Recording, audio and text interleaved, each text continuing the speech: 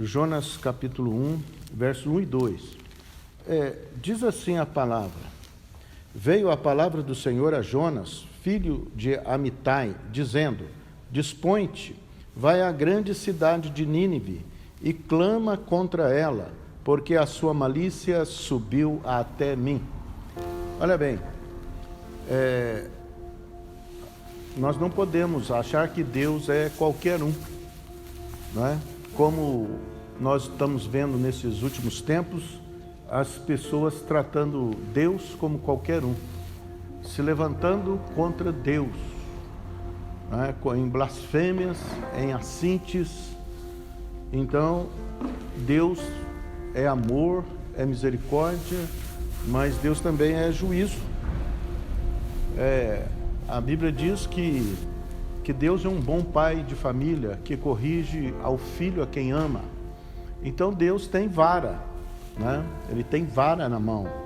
E aqui nós vemos que a cidade de Nínive era uma grande cidade importante naquele tempo, e Deus mandou um profeta lá, mandou Jonas para ir lá e dizer: clama contra aquela cidade, clama contra Nínive. Por quê? Por que clamar contra Nínive? Porque a malícia da cidade, o pecado da cidade, a corrupção da cidade chegou até o trono de Deus. Então, Deus decretou juízo contra Nínive e mandou o profeta, e o profeta se recusou, foi para outro caminho, mas você já sabe da história. Por fim ele acabou indo, ele foi levado, né? Por um peixe, e ele foi deixado na praia. Então ele pregou durante 40 dias para Nínive, e a pregação dele foi que Deus tinha juízo contra Nínive e que ia subverter aquela cidade. E aqui diz quais foram as consequências da pregação de Jonas. A pregação, no capítulo 2, no verso 5, a palavra diz o seguinte: os ninivitas creram em Deus e proclamaram um jejum, e vestiram-se de panos de saco, desde o maior até o menor. Chegou esta notícia ao rei de Nínive.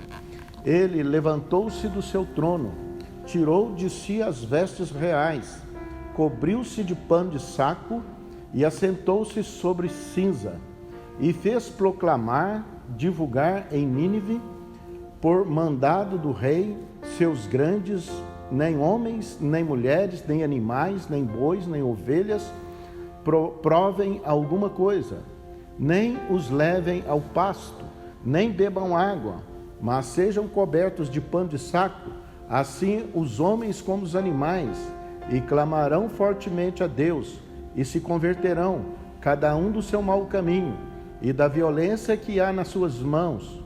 Quem sabe se voltará a Deus, e se arrependerá, e se apartará do furor da sua ira, de sorte que não pereçamos? Viu Deus o que fizeram, como se converteram do seu mau caminho, e Deus se arrependeu do mal que tinha dito lhes faria, e não o fez. Então, nós estamos vendo aí essa questão da virose, do coronavírus, e muita gente está pensando que é o inimigo que fez isso, mas não. Isso aí é juízo de Deus. Por quê? Nós temos presenciado como a humanidade tem se levantado contra Deus, na sua soberba, achando que Deus é qualquer um. Tem falado contra Deus, tem se levantado contra tudo que se chama Deus, a ponto de subverter crianças, né? Falar que menino não é menina, não nasce menino, e nem menina nasce menina. Depois ele tem que escolher, subvertendo toda a ordem, corrupções de toda a ordem, mentiras de todo naipe, e levantando-se contra Deus em blasfêmias, uma assinte contra Deus. Pessoas aí que era para dar exemplo de submissão e de temor a Deus,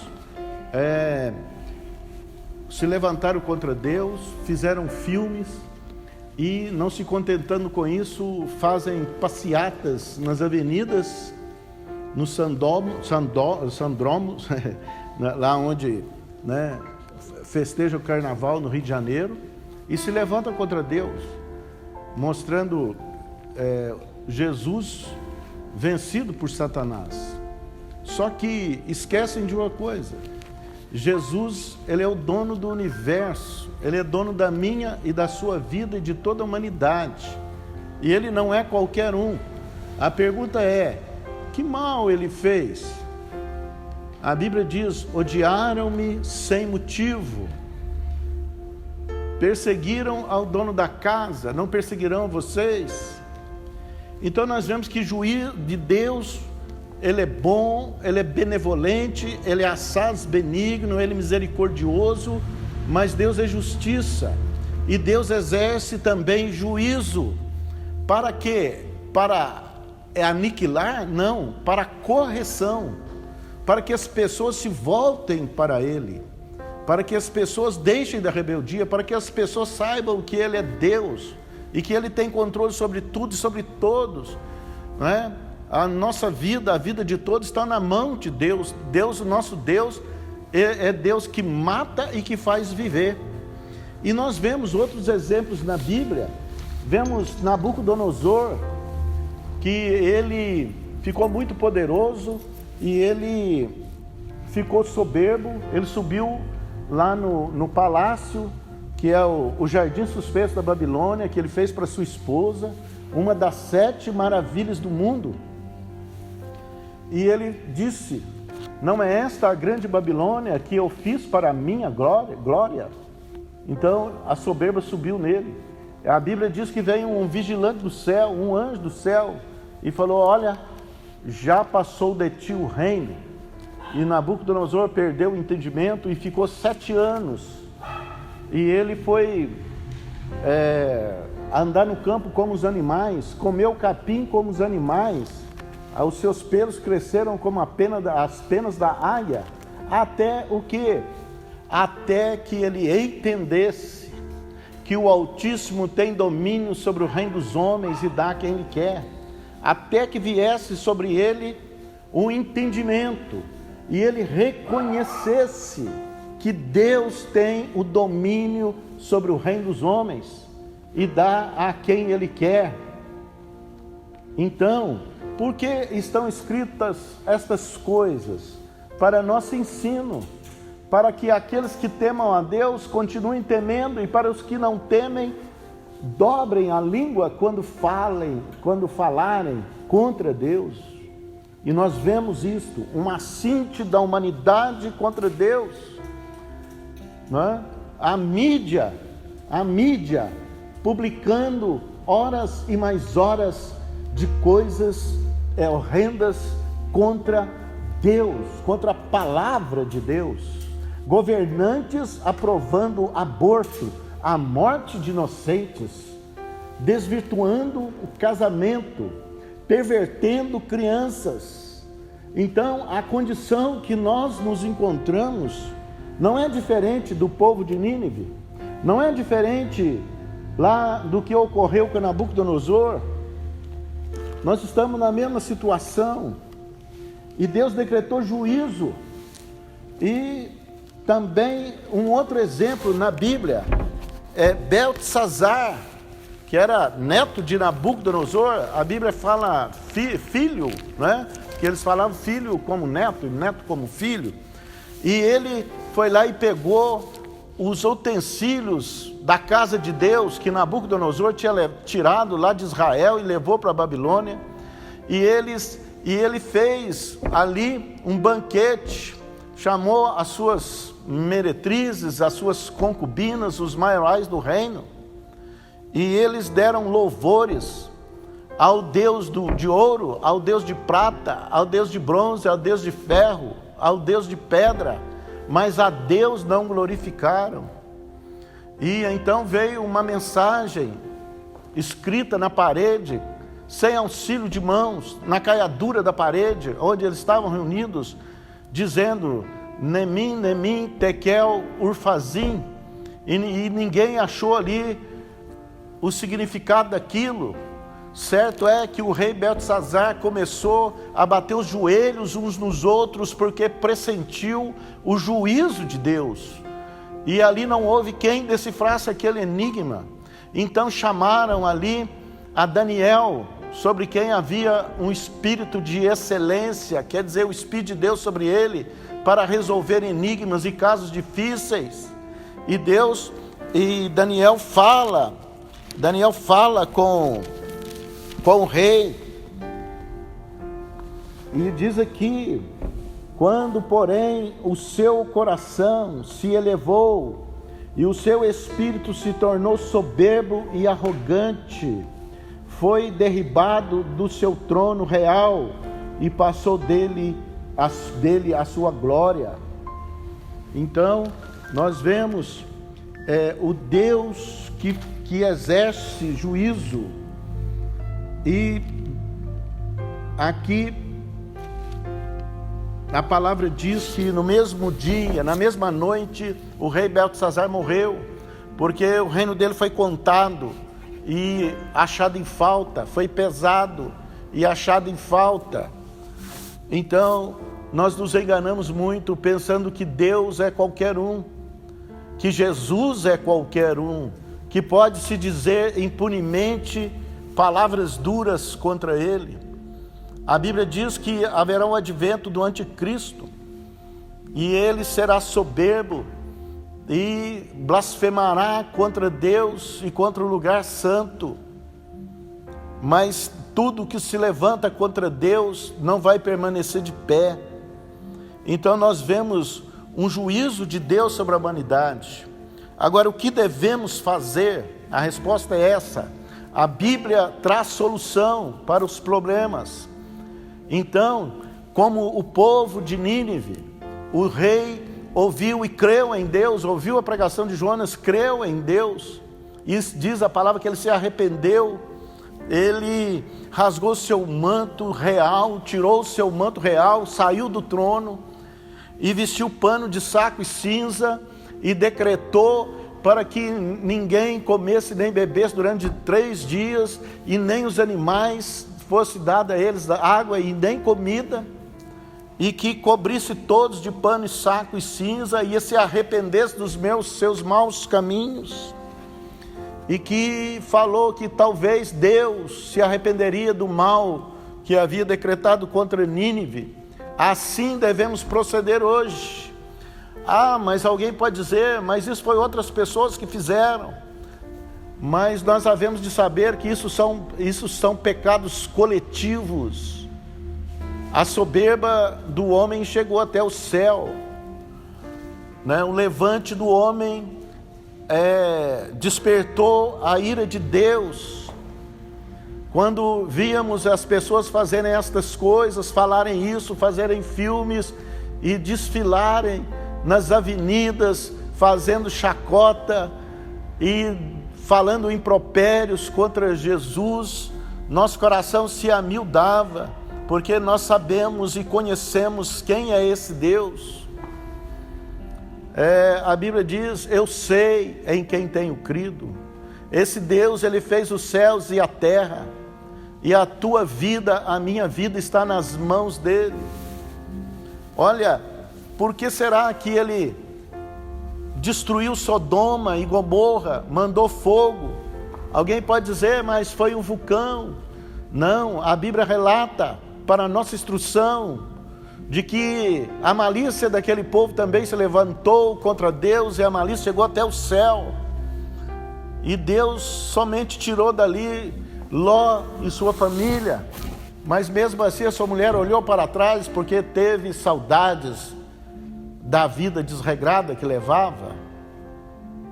E em Jonas, Deus decreta juízo contra Nínive, e o rei se arrepende, ouviu a pregação, ouviu a palavra do profeta, e nós estamos aqui como profeta de Deus na terra, para falar, para avisar, como um atalaia de Deus, dizendo que não foi o diabo que fez estas coisas, porque pode ser até o autor disso, mas ele não faz nada sem que Deus permita. Para ele atingir Jó, ele teve que pedir permissão para Deus, e Deus permitiu. E fala que Satanás via que Jó era cercado de proteção. Fala que não podia atingir Jó porque havia sobre ele uma sebe de proteção, uma cerca de proteção, um muro de proteção. Então esse muro, para ele atingir Jó, esse muro havia de ser removido. E Deus permitiu e removeu o muro, e Jó ficou na mão de Satanás. Agora, o que houve agora? O que houve nesses tempos? Foi o diabo que fez? Não, meu irmão. Deus, nós, como humanidade, removemos um muro de proteção que Deus criou, construiu em nosso redor, ao nosso redor, para não sermos atingidos, ao redor da humanidade. A Bíblia diz em Zacarias que Deus é um muro de fogo ao nosso redor. Se Ele remover esse muro, nós caímos na mão dos inimigos, nós caímos na mão do diabo. Então, foi isso que aconteceu. Não é culpa de Deus ou do diabo o que está acontecendo. Nós, como humanidade, removemos um muro de proteção que Deus construiu ao nosso redor, e Deus decretou juízo, porque a malícia da nossa geração chegou ao céu, e Deus decretou juízo. Como nós devemos fazer? Não é? E eu vejo as pessoas tendo um consolo. Descobriu um remédio, a vacina está próxima, pode descobrir o remédio que for, pode arrumar a vacina que quiser, mas um juízo de Deus está decretado, e ele só pode ser removido se nós nos humilharmos diante de Deus, se nós confessarmos estes pecados, os pecados da humanidade, os pecados da nossa nação, como se fossem nossos próprios, para apaziguar a ira de Deus, para arrefecer a ira de Deus. Tem um remédio, tem uma vacina, e as pessoas têm um consolo momentâneo, mas o juízo de Deus está decretado. Se não é esse, se não vem por esse, vem por outro, e as coisas vão se agravando. Como remover o juízo de Deus? Praticando o que a palavra de Deus diz. Nós nos humilharmos, saindo da nossa soberba, da nossa arrogância, para reconhecer que o Altíssimo tem domínio sobre o reino dos homens e dá a quem Ele quer. A quem Ele quer, Ele faz viver. A quem Ele quer, Ele faz morrer. Então, humilhando é aceitar a palavra de Deus como verdade, é aceitar a Deus como soberano, como aquele que tem o domínio sobre tudo e sobre todos e faz como Ele quer, e arrepender dos nossos maus caminhos e confessar os nossos pecados. Tem a oração de Daniel, quando clamou, quando orou pela libertação de Israel, que estava cativo no Egito. Ele orou, ele confessou os pecados da sua nação, os pecados dos seus antepassados. Ele se humilhou, e para que Deus se voltasse e fosse favorável, libertando o povo do cativeiro da Babilônia. Sem a confissão, o reconhecimento da humanidade, da nossa nação, que ela pecou contra Deus, que ela foi soberba e arrogante e falou contra o santo do Altíssimo, que é santo, que é soberano e que criou toda a geração, criou todas as coisas que existem, as visíveis e as invisíveis, e a Bíblia diz que nada do que foi feito sem Ele fora realizado, fora feito, veio à existência. Faze-te calva a tua cabeça, ó geração brasileira, ó homens que se levantaram contra Deus e publicaram coisas inconvenientes, que a só o pronunciar nos causa arrepio e vergonha.